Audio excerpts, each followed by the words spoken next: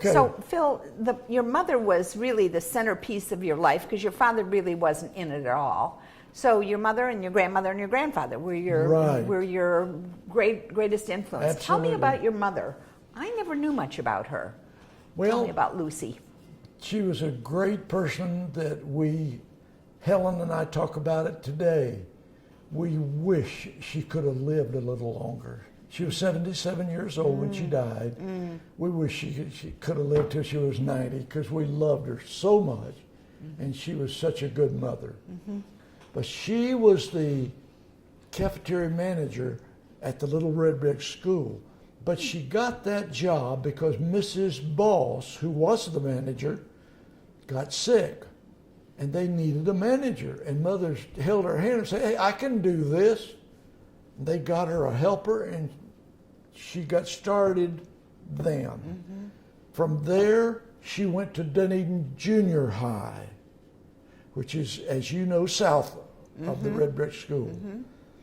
Now, from there, Dick Danforth was the appointed principal of Dunedin Junior High. When they opened Dunedin Senior High, they moved Dick Danforth, and Dick Danforth said, "I'm taking Lucy Barry with me." And my mother was the first cafeteria manager of Dunedin High School. Really? Interesting. And she stayed there until she was 62 years old. She had 28 years service, and she retired. And she built the little house behind the Hartley House. Oh yeah, Myron Moore built it. And as soon as we got the Hartley House sold, Myron built the house. I helped her. We moved in there. The Moffats moved in the Hartley House. I then moved out. I moved to Tampa because I was working in Tampa and having to drive back and forth. I see. Phil, tell me, you're talking about your mother, and you and Helen talk about her, what a wonderful woman she was. So we know about what her career was, but what elements of her life made her such an influence on you? What did she do that was right as a mother? Well, she was just so good. I can't say enough about her. I really can't. And I wish she was here right now because she was a great person. Let me back up then to talking about what the school cafeteria food was like. So do you remember what you might eat for lunch in the cafeteria? Oh, listen. And how much it cost and things like that? I really don't remember. It wasn't much. It was like 15 cents. And what did you eat? Would you have a sandwich? We ate regular food. There was no fast potato food. chips or hot dogs or anything like that. And back then you had government subsidies, and they sent they'd send a 75-pound bag of a type of beans, and I can't think of the name of them. Anyway, they would spice them up, and the kids would just love them. So they just had to make out of what they got. They had general food. It was a cafeteria, and it's not like the cafeterias today at all. Do you remember what you wore to school?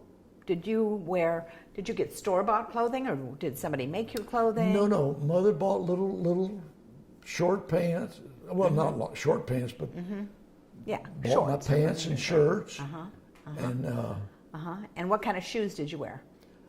Just lace up, standard shoes. And what was a typical day like at school? For example, you might have the same teacher all day long. I'm talking elementary school now. Yeah. The same teacher all day long, and maybe you had a recess, and maybe you had an athletic time or a gym or something like that. We started at 8:30, and then we had recess. I believe it was at 10:15, and we had a 15-minute recess. Then we went back until lunch, and then we were through about 3 o'clock, I believe, in the afternoon. And like in my first grade was Mrs. Wall. She was there the whole time. Did you take a school bus to school, or did you drive to school with your mother, or how did you get to school? We walked from the Hartley House out to Curlew Road and down to County Road 1. And Mr. Martin, the school bus driver, he came from down Curlew Road eastward, picked us up, and headed down what is now County Road 1, right on into Dunedin School. And picking up all along, all the Nagels, there was several of them, all rode the bus. And then you went to Dunedin Middle School and Dunedin High School? Oh, yes. Okay. No. Where did you go to high school? I had graduated long before that. Okay, so you went to Clearwater High or Tarpon Springs? Clearwater High. All 4 of us kids graduated from Clearwater High. So I thought the people north of Curlew Road had to go to Tarpon Springs High School. They're supposed to. Yeah. we got special permission, and to this day, I think maybe Helen knows, but I don't. But somebody pulled some strings, and we got to go where we wanted to go. We wanted to graduate from Clearwater, and we did, all of us. Now, your grandmother and grandfather were certainly a huge influence on you. Let's talk a little bit about them and what they did for a living. Yes. So why was your grandfather called Judge Hartley? Everybody still calls him Judge Hartley. Do you know how he got that name? Was it kind of an honorific? No. Sally, was he a justice of the peace or what? We're sitting right now at one time on Hillsborough County, as you know. Right. They spun us off, I think in 1960, and I'm not sure. Maybe you know that. I don't. It's a little earlier, but yeah. But Grandpa was a Hillsborough County judge. Didn't know. Now, when they spun us off, he became a justice of the peace. That's what Pinellas called him. Right. But he didn't qualify educationally wise, and all the time that he was a judge in Hillsborough County, he was building ladders at the same time. I always have heard that your grandfather was a very generous man, that he was maybe generous to a fault, as a matter of fact. That's I would say that's true. Yes. Gave things to people when they needed it. He would do anything he could to help someone. Yes. Yeah, I heard that. He was a very, very kind man. And I want to say this, Sally. Okay. I lived 26 years in the Hartley House. I can never, and Helen would say the same thing, I can never remember an argument. Wow, that is amazing. We didn't argue. We had a burden. We knew we had to meet it. We worked hard, and we got through it. That's an amazing acknowledgement of a home that is like that. Wonderful. Well, you talked about your grandfather though and his wonderful ladders. So he had to, when he built these ladders, what were the ladders used for? Why did they build those ladders? Pick oranges. Okay, so it was primarily for the citrus industry. See, he sold many 18-foot ladders because a lot of the citrus trees weren't very tall. But then the Seavers, and there were three brothers. Ira was one of them, but he sold them long ladders. He sold them for 40, 42, 44-foot ladders. Wow. Because they had some seedling trees that they let just grow as tall as they'd grow. And they'd be just loaded with oranges, and they'd get Grandpa's ladder and pick every one of them. And those seedling oranges are so delicious, aren't Oh, they? they Oh, were I love them. But one of the things that we've noticed on here is that it appears that this says Bradenton, Florida, which means that maybe that truck came up to pick up the ladders at your grandfather's house. Absolutely. And was going back to Bradenton to take them back to the orange groves there. Absolutely. So how far, they couldn't travel the Sunshine Skyway, could they? No. This was about 1920. Okay. So there was no Skyway. I say 1920 because I found out, and I don't even remember where, but I remember that I found out that there were some trucks starting to be on the road in 1920. And I know that my grandfather got a Model A truck, a used one, he found it, and he was able to take it and go into where East Lake Woodlands is and go to those cypress ponds and go in and cut 2, 3, 4 straight poles. And people say that Judge Hartley was the best judge of a straight pole that ever lived. Now, I don't know whether that was true or not, but I know this. He went, and there's cypress ponds for miles. And he had the free, and I know this, Jesse Boyd only charged him 25 cents a pole. Oh my. That's it. So the cypress poles were the vertical poles, is that right? Right. And then what were the horizontal rungs in the ladder? What kind of wood All was right, that? Do you now, know? A buyer had the option of having the pole with the round side turned out or turned in. Because if it's flat, where the saw cut it in half, if it's flat, then if they broke it, they could just put a board on there, nail it, and away they go. Well, that's a good point. I never thought And of that. he made quite a few with flat sides. But most of them had round sides. So tell me about your grandfather's mules. Well, Mules are such a wonderful... Kate was his favorite. She was 6 years old and very smart, and she loved Grandpa. And she did because for a reason. He ordered from Tampa feed for the 2 mules. And it was good feed. Because you could get good feed in those days at not a terribly high price. Well, he fed those mules, and I'm telling you, they were fat and strong and in good condition. Now, I never got a chance to see them.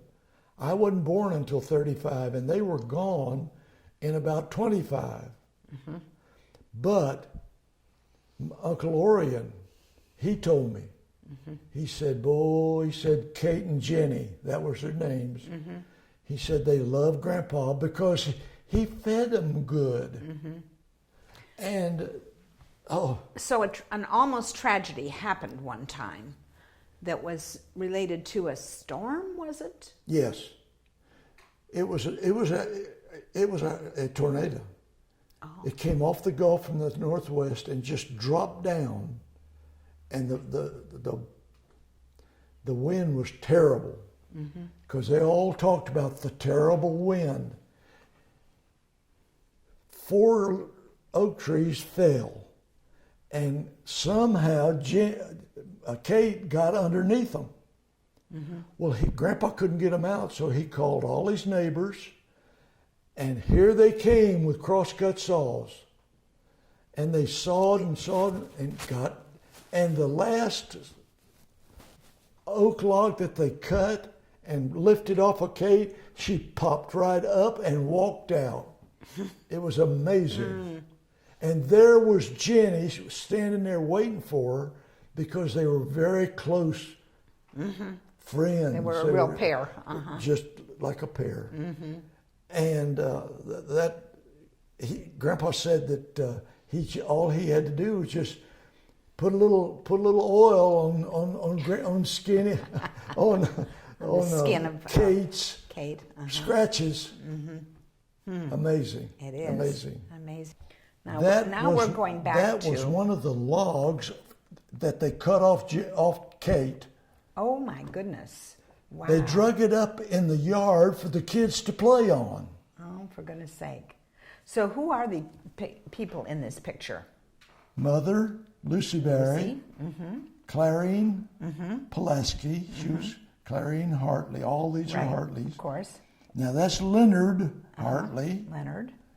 And Orion Hartley. He's sitting in a, if it was a little further down, we'd have a picture of a what we took a bath in. A tub or something. Yeah. Bucket. Foot tub. Oh, okay. That's the foot tub. That's what we call it. Right.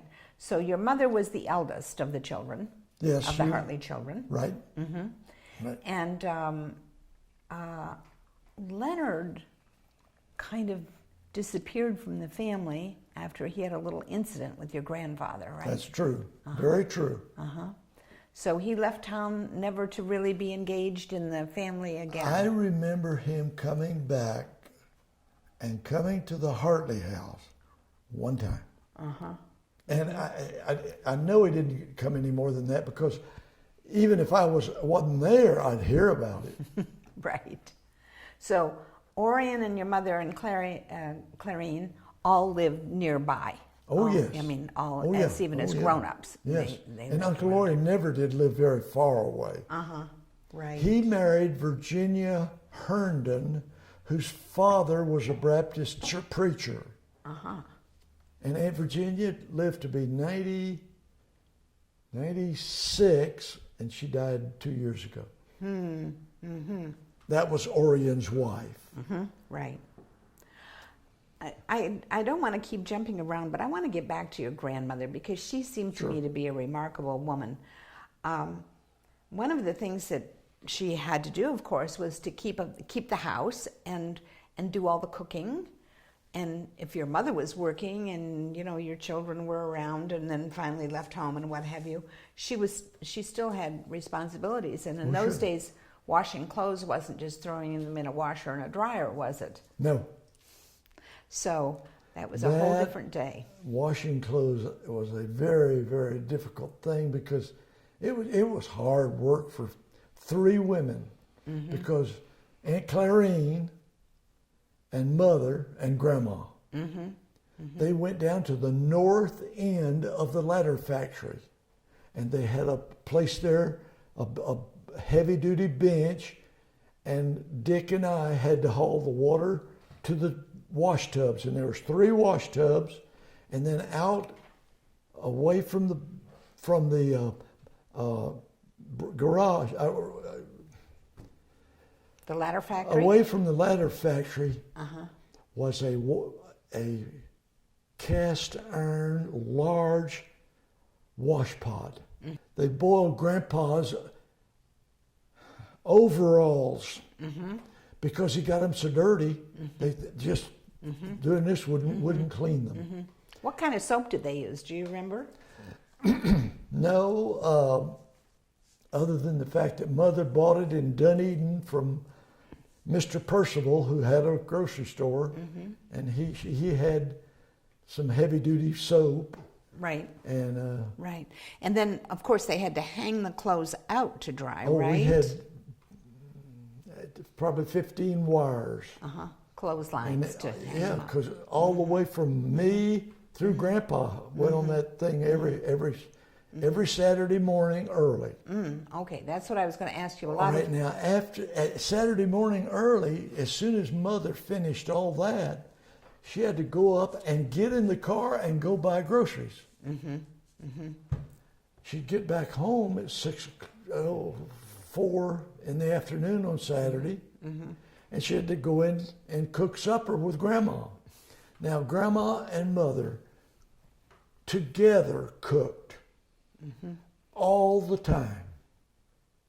They worked together and planned together, and boy, they could make the best chicken and rice and chicken and dumplings and beef stew. Oh, you can imagine. I'm sure I can. We ate well, I can tell you that, Sally. There's been stories that your grandmother had helped out with the family expenses and what have you by making jam and selling that. Yes, Is that true? She's got in contact with one of the elder coachman ladies. Now, the reason I say elder, I was just about that tall, and she came to pick up the guava jelly, and she was old. So that was a long time ago. But now, there is a story behind this. Wait, now she picked up the guava jelly at your grandmother's house? At Grandma's house. Oh, okay. Because she'd call her and tell her, look, come, I've got 105 pint jars. They had to be in pint jars. Oh my gosh. And I helped them load, get it in this Mrs. Coachman's car. Then she paid Grandma. And I have no idea what the fee was. But Old Coachman Road goes over the railroad tracks. Right. Now, in the southeast corner, there was I don't know what you would call it. It was anyway. Kind of like a log cabin, wasn't it? Yes. That's what I would call it. It looked like a large log cabin. I know that place, yes. All right. That's where the jelly went. But a lot of people don't know this, but a train stopped there, and she sold that guava jelly to the guy that did the cooking on the train, and that's where she made extra money. So where were were the guavas on the property? Everywhere. Everywhere. Really? You hardly ever see guavas around. Down in west of the shop. There was guava trees as taller than my head. And I constantly, that was one of my jobs. Grandma said, go check the guavas. And I'd go, and we had red ones, mostly white, but she somehow made it, and her guava jelly was absolutely delicious. And that's why that lady, the coachman lady, wanted hers. I have to tell you that in honor of your grandmother, I have guava jelly in my refrigerator all the time. Not her guava jelly, but Florida raised guava jelly. I love guava. Isn't it I do good? too. It is. There's something wonderfully, because it has a little bit of a citrus flavor, but it's not so sweet as a lot of jams and jellies are. I think it's delicious. Right. And my friend makes guava turnovers too, with guava and cream cheese. Oh boy, are those good. Guava marmalade. Oh, I've never had that. Grandma, oh gosh, they're that good. She used part of some of the big guavas for the jelly, and the rest made better marmalade. You know, I don't know exactly what a guava looks like. I have to be honest with you. What is it? What would you compare it to? Is it about the size of a grapefruit, or is it smaller than that? Most of them are about this big around and about this long. They're soft, not real soft, but they're not hard like and the meat inside, how did they get it out? Did they slice it or scoop it or quarter it or what? You cut it long ways and scoop it out. I see. And you make the guava marmalade with the inside, but you get the jelly from the peel. From the rind, right. Right. Interesting, because I don't know, I just have this picture of Miss Ida making guava jelly from what I've heard. It's amazing. I keep thinking of places out there on that property where there were just guava bushes everywhere. Now there's none. No, I know. The cold killed them in '62. Right. Did your grandmother do any things like sewing clothes for other people or taking ironing or Well, a lot of things that people did during this Depression. She belonged to a quilting society out of Curlew Church. But Sally, I don't know that they sold the quilts. I think they just made them and kept them. I see. Because I've got one in my closet in there. On the Hartley House property is that beautiful jacaranda tree. So while the guavas are long gone, the jacaranda tree just blooms every year so beautifully. Do you remember anything about that tree? Yeah, I planted it. Oh, you did? Oh, yeah. You planted it? Yeah. Oh my, I didn't know that. That was just when I was 26 years old. That's how old that tree is. Because Mother got it from somebody. I don't know who. I wish I knew who. But when she brought it home, it was about this big around, and it had a V in it. And I dug down deep, put some rich dirt that I got from Uncle Frank, Uncle Frank Pulaski, put it in the bottom, put it in, watered it, and boy, it took off. It's a beautiful tree. Yes. You've left a nice legacy. Besides then guava and jacaranda, do you remember any other plants or trees that were on the property? We had some. We had a few citrus trees, but the cold got them. Did you plant a garden? Grandpa did. Grandpa did. We didn't have a place really up front, up where the Hartley House is now, where the ground was. It's rather poor there.